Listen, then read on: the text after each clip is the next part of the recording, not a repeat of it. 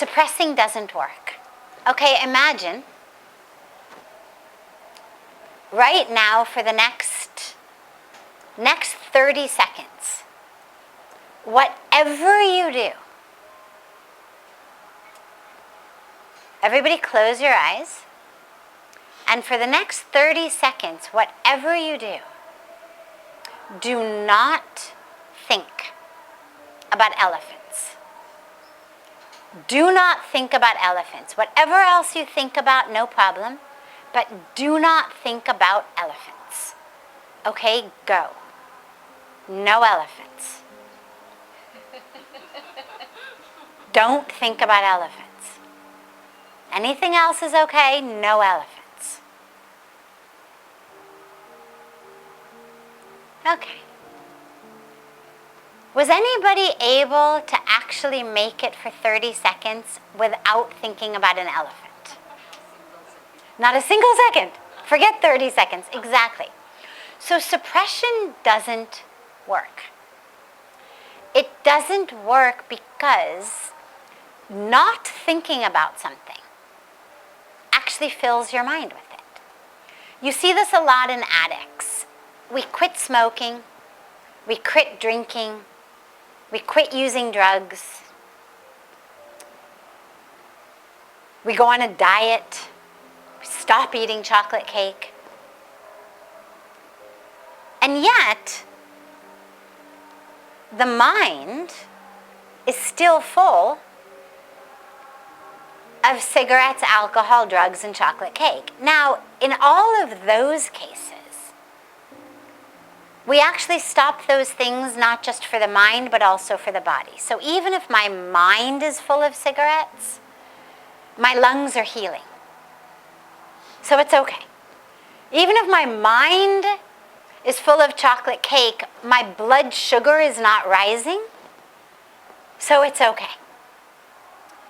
But it's important to recognize that, because if I am not smoking cigarettes, not smoking cigarettes, my mind is full of cigarettes. I may not be smoking them, but I certainly haven't left them. I am not free of them. When we speak about renunciation, whether it's renunciation of sex, whether it's renunciation of attachments, regardless of how we think about it, it's not just a renunciation in our actions or in our bank accounts or in our shelves. It's also a renunciation in the mind. And so if you decide, okay, I'm going to live a simple life. I'm going to cut out all of the unnecessary things and live very simply. I'm going to renounce my attachment to things. But your mind is only focused. God, I wish I hadn't given up that TV set. Oh my God. Tonight that show would have been on. God, I wish I had my TV set. Or even, I'm so much better than that guy, I gave up my TV set. He's still got his TV set. He's so addicted to that TV. I am so much better than he is. My mind is still full of the TV set. I've renounced it, but my mind is still full. We may take vows of celibacy, vows of simplicity, but if the mind is full, you're still plagued. You're still plagued by them.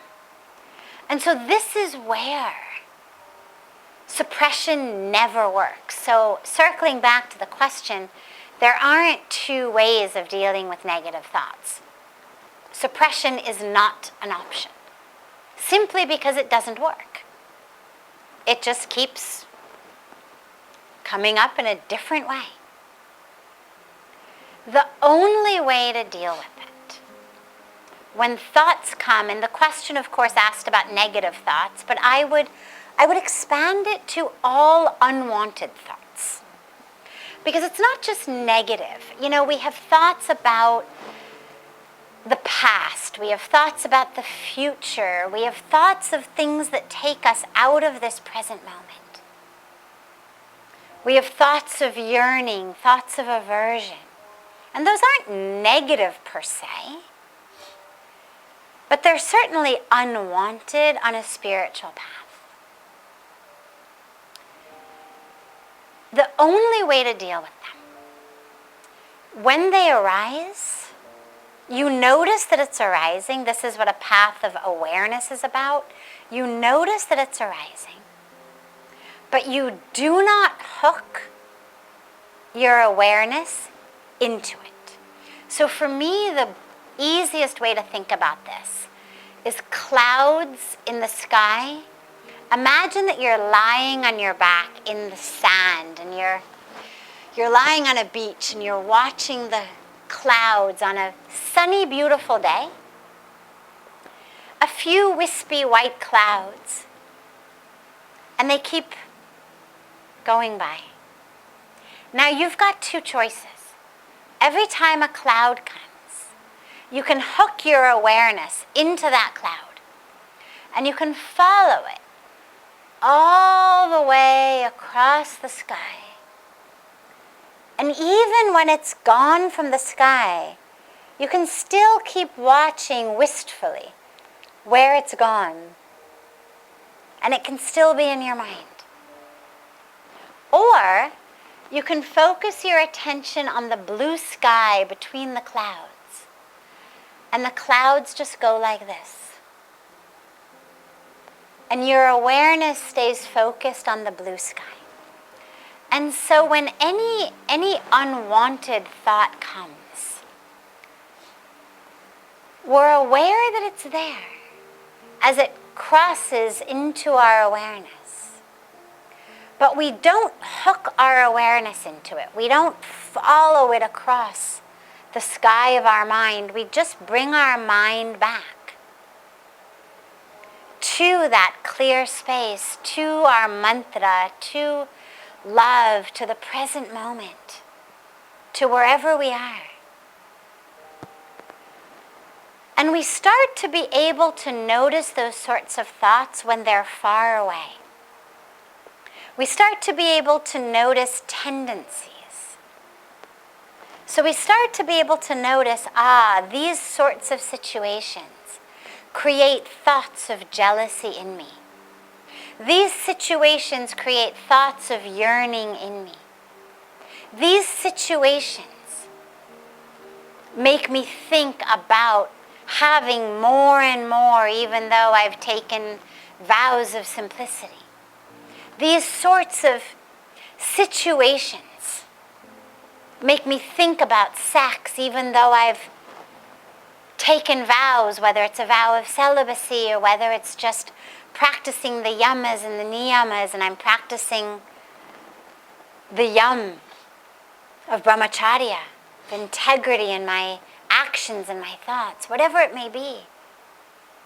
We start to be able to notice from a mile away these sorts of things create these sorts of thoughts. And so we don't engage in them. Whether it's certain TV shows, whether it's certain music, whether it's certain social media pages, whether it's certain situations.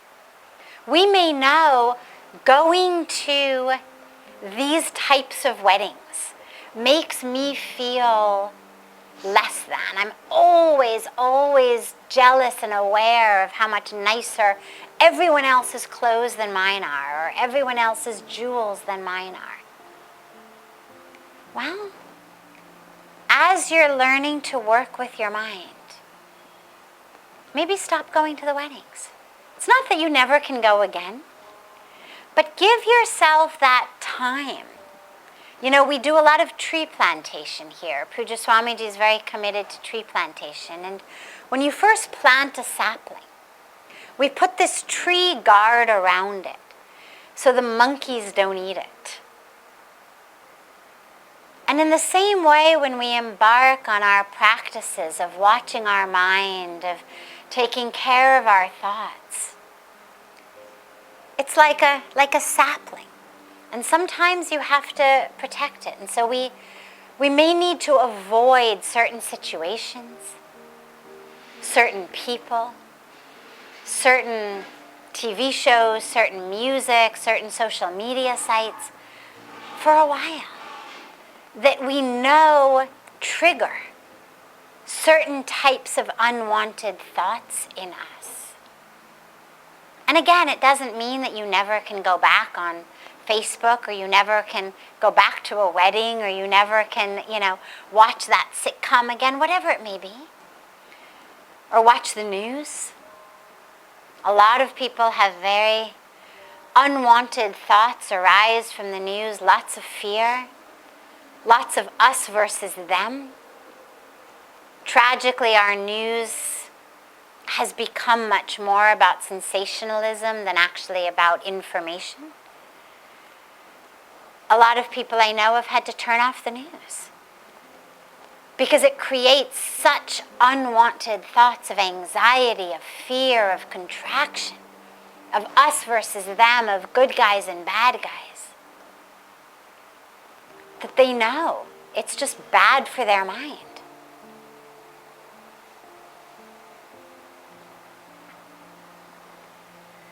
So we allow them, or it's not like we have control over it. We are aware that they arise when they arise, but we don't hook our awareness into them. We try to learn to see them coming from a mile away so that we can think about something else before they arise, so we can shift that focus. And we very consciously determine to avoid situations that we know will trigger those sorts of thoughts.